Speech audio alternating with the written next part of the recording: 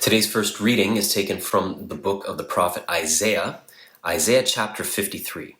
If there's any book in the Bible worth reading, it's Isaiah chapter 53. Now, the whole book of the prophet Isaiah is a great read. The whole book is often considered the fifth gospel.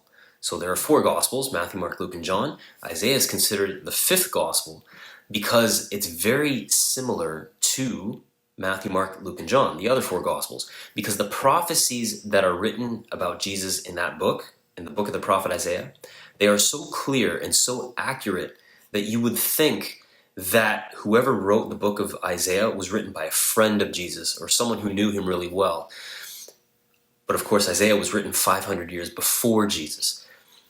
My point in bringing all this up is not just to show how cool, the scriptures are, and how cool Jesus is for fulfilling prophecies that were written, 500 years before him. All of you know this. But my point is that prophecies like the ones in Isaiah 53, specifically about Jesus suffering, the suffering servant, and the one who will take on the sins of Israel, prophecies like that help to reassure us that God is in control. Despite the situations in our lives that seem crazy and out of control, God is in control. Because God has this crazy knack of fulfilling prophecy, even in the most chaotic of situations. Think of the cross, the crucifixion. To the eyes of the apostles, that was totally chaotic. They were not expecting that to happen. That was the last thing they wanted to have happen.